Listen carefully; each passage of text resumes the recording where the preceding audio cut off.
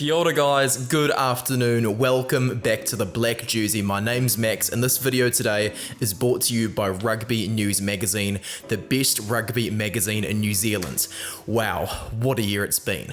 My audience size has gone up 5-fold, my Instagram's been popping off. There's always going to be a massive thank you to my patrons who have been an awesome source of support throughout the year. Thanks a lot to my creative team and thanks to everyone that's viewed my website throughout the season.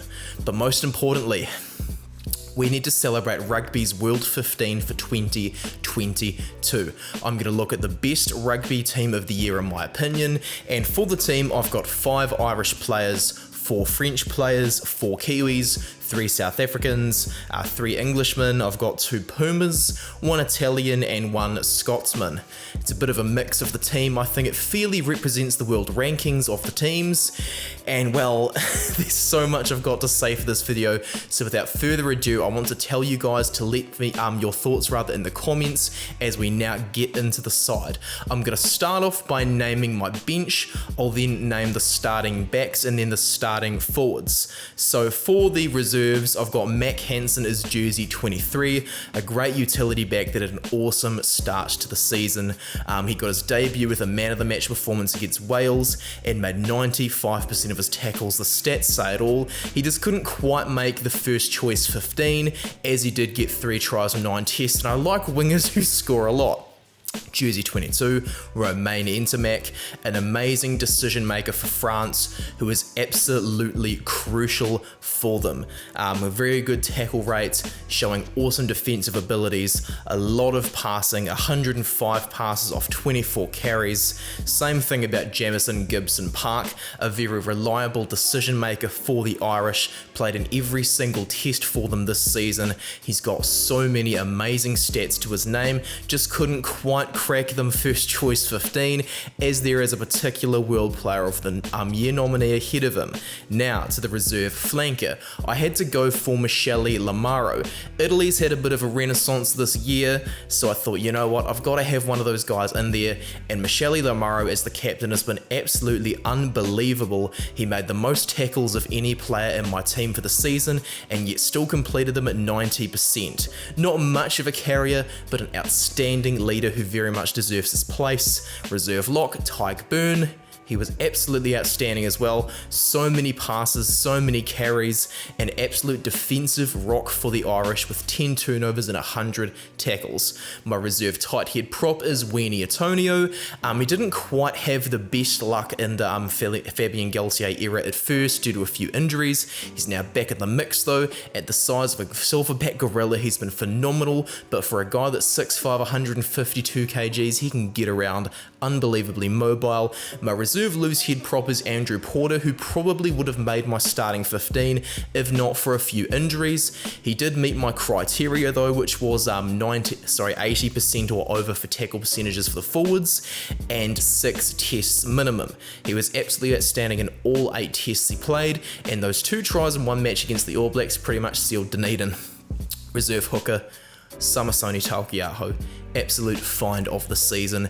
He was amazing for the All Blacks. It's just a real shame that the Rugby Championship MVP, in my opinion, was in the same position as him. Now we're going to get into the starting 15. I've got some amazing players to go through. So first off, we'll talk about Antoine Dupont. He did play 7 tests, so yes, he makes it into the team. Remember, my criteria is 6 or more tests played and 80% or over as a tackle percentage for the forwards. Dupont made 320 passes, 12 offloads and 45 carries. He was everywhere for France. Not only that, 51 from 57 tackles, 6 Nations Player of the Tournament and 2 Man of the Match awards. Scored 2 tries as well. He was just phenomenal. He thoroughly deserved a nomination for World Player of the Year, and he remains the best back in the world, though he didn't quite hit the heights of last season. First 5. This is going to be controversial, but Marcus Smith is simply phenomenal. I've had my eyes on this number 10 for a very long time. A lot of people have been complaining he's not essentially the traditional English 10, but what he does indeed do is symbolise who the modern 10 should be. Look at the meters, defenders beaten, and clean breaks off all those carries. Not only is he effective with ball in hand, but yes, he can indeed manage a game. With Danny Keir disabling this amazing IQ of Marcus Smith, it's been amazing for him to finally shine at test level, showing that actually he can indeed run a game plan. A very acceptable tackle percentage, I would rather say. It's not crazy high, but it's good enough. Ideally a test level player has 75% or above. The forwards though have much higher standards. Also, we need to talk about the fact that he got 5 tries and 100 points for England. It's a fair few tries to see from a 10, whereas he played every single England match of the year as a starter, though he didn't play every minute of every test due to a yellow card and a ankle injury at the end of the season. Now, over to the left wing, Emiliano Buffelli. As he got 4 tries from 12 tests, I had to get a try scoring machine over at 14. It's impossible to leave out Buffelli though. He scored a lot of points, as you can see, got a turnover, 2 player of the match awards, 5 clean breaks, 63 carries, and he was just phenomenal for Los Pumas. He's always been a very good player, but this year he really reached that next level and thoroughly deserved to reach 50 tests as he did during the season. My number 12 is Damien Dialendi. As all of my backline players are able to kick with the ball, I'm okay with him being a specialist crash ball runner if need be. All my other backs can do the kicking, so it's alright. I gotta have a bit of beef to balance things up. Some people are probably going to be talking about his defense being a bit suspect, but I think that context is needed to explain his tackle percentage, as he's okay with missing tackles so long as he's able to slow an opponent down for his teammates to sort out. A massive 73 carries through the season, though he didn't play all of South Africa's 13 tests, he played in 12 and was not substituted in any of them. Only 2 tries for the year, but that's okay. His main interest is setting up his teammates, as we can see with a very high pass to carry ratio. Number 13, I've gone for Rieko Ioane. Unfortunately, Lucanio Arm, who probably would have been my player of the year, got injured, so wasn't able to meet the requirements for this video. I'm always going to have criteria for stuff like this because I think you just need a decent sample size to critique a player's performance. Rieko Ioane, when you're looking at things from a view without context, could say it was a bit up and down, but when you look at the context of the All Blacks' performance, Rieko Ioane was one of the standout performers of the team, and with Gael Fiku not really doing too much for himself with ball in hand, I wanted a bit more of a strike weapon at 13 rather than an enabler like Dialendi. Rieko Ioane ran an insane amount of meters with 716, played 850 minutes this year, and wow, that defense, phenomenal. The guys at Rugby Pass who say Rieko can't tackle, not how it works, man. Darcy Graham is my right wing. I had to have a Scottish guy in there, and he was simply phenomenal. 6 tries from 11 tests, 873 minutes played, 43 defenders beaten, 13 clean breaks off 84 carries, 23 passes and 4 offloads, a fair bit for a winger, 5 turnovers won, and a man of the match award against Fiji. The stats say it all. The one area of suspect is his defence, but that is okay. He's had Stuart Hogg to back him up. Darcy Graham was simply phenomenal. I don't have to say anything more. The stats speak for themselves. He is in prime form right now and thoroughly deserves his place in this list. Now my fullback, Freddie Stewart. What a player! He played every minute of every single test England had in 2022, and I'm hoping that Steve Borthwick will keep him on as he's a Leicester man himself. Freddie Stewart is amazing. 810 metres run, 5 clean breaks, 21 defenders beaten, off 107 carries. He's a machine with ball in hand. He can step you, he can fend you, and he's got a very good passing game as well. Similar defensive aspects to Dialonde and Marcus Smith. He's more interested in slowing people down in order to get his teammates a decent shot on them. A lot of people try to say he's a bad defender, but I think what he does on defense is more about what's good for the team than his own tackle percentage.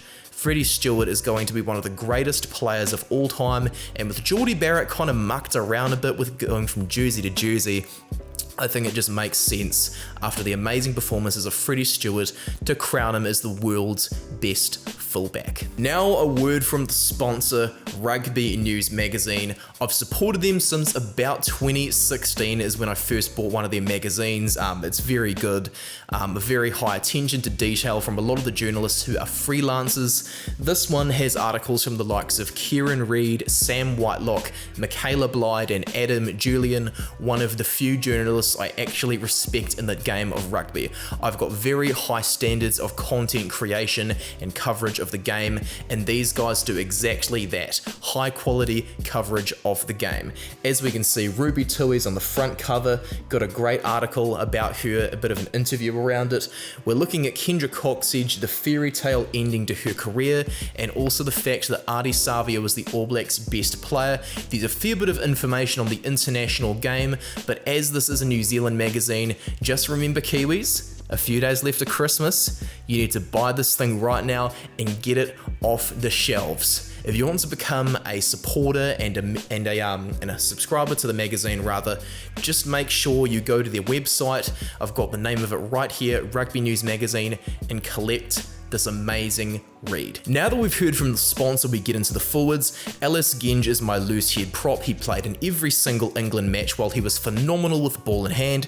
705 minutes is a fair few for a prop, while his defence was very good too. 76 carries. The dude's a machine. Hopefully he is going to be England's captain with Steve Borthwick now running the ship.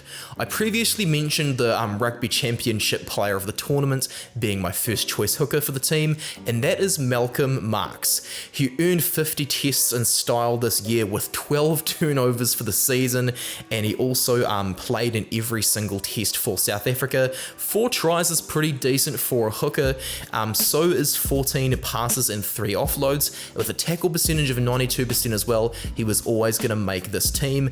It kind of feels like a bit of a cliche to select Tadhg Furlong as my number 3, but my last Irish player for the team is Tadhg Furlong. Perhaps not as active with the ball in hand as Ellis Genge, but I do want to have a bit of a balanced propping stock over here. They're a similar height to each other, so will combine very well, whereas Furlong is absolutely insanely mobile. He's got quick ruck speed, and he had a tackle percentage of 90 for the season. Outstanding stuff. Lock 4, Eben Etzebeth. While it's not initially the most flashy stat sheet to Tyke Burn, you do have to get balance once again. My best lock of the season is a bit more athletic, so I wanted Etzebeth in for his power. At 6'9" as well, he's an incredible line-out option. While he played 952 minutes for the season, he reached his 100th test for South Africa this year, while he also got the award for player of the match against Wales in the second test of that series. Playing in every single South Africa match for the season, he is the greatest Springbok of all time and is still in phenomenal form at 31 years old. May the days of Eben Etzebeth last as long as possible. Over to lock 5, Sam Whitelock. He's phenomenal. It kind of feels like a cliche to select him in my team as well, but quite frankly, you cannot ignore this guy. 52 carries is pretty decent, but he also made 52 passes, the exact same amount when he's getting the ball away to his teammates. He continues to evolve his game over time so significantly, and he remains a turnover machine. He won 8 for the season. He also made 118 from 122 tackles, showing his ability to remain a defensive rock at 34 years old. Doesn't run the ball particularly often, but with a meter per carry ratio of nearly 4 meters, you gotta give the credit where it's due, guys. My blind side flanker is going to be Juan Martin Gonzalez from Los Pumas. Pablo Matera's defensive capabilities perhaps weren't quite at Gonzalez standards, that's why I've gone for Gonzalez. A very good runner with the ball in hand, 269 meters run in 4 tries off just 38 carries, and he made more passes than he did carries with 44. A bit of a turnover threat as well. He's able to play both 6 and 7, but it appears Argentina's starting to go the traditional route, and they are starting to play actual blindsides at 6 these days. He's going to be incredibly good. He was born in 2000, he's 21 years old, and I've got high hopes for his future. Now, This is going to get a lot of the Irish fans very unhappy because I've gone for Ardie Savea at open side flanker. Josh van der Flier, incredible player. I just think that Ardie Savea can do it all, whereas van der Flier is a defensive rock, a late bloomer who's currently in really good form. Ardie Savea played 816 minutes this season and scored 5 tries off 106 carries, nearly as many passes as he did carries with 91, 16 offloads as well, and with 111 from 114 tackle attempts. That is a phenomenal percentage of them. He won 4 Player of the Match awards this season. He won the award for the All Blacks Player of the Year, and with 12 turnovers won, you simply cannot ignore this guy who is the true World Rugby Player of the Year. Though Savea traditionally wears number 8, I had to shift him around because of Gregory Aldrit. Gregory Aldrit was amazing for France. I said one day he's probably going to be a future candidate for my World 15, and this year he has done just that. From 8 tests he accrued 588 minutes, and he had a tackle percentage of 91.67%, 11 turnovers won as well, so that's a very, very good turnover to tackle ratio for this number 8. 97 carries is a huge amount for just 8 tests. He didn't score any tries, but look at those things he's doing with the ball in hands. The stats say it all. He is the best traditional number 8, whereas Ardie Savea is the best player, so I had to go to get a traditional number 8 to balance my line out. I hope you guys really enjoyed this video. It's my final upload of the season. A huge credit to the British and Irish nations who completely dominated this World 15. 3 from England, 5 from Ireland, as we've said through the video. To recap, here's a full list of the team. Going past you very quick, I want to say thank you so much to all my supporters for this amazing season. I'm wishing you a Merry Christmas, God bless your souls, and thank you for the support that's gone on throughout the amazing year that was 2022. Thank you guys, much appreciated, and I'll see you in 2023. Cheers.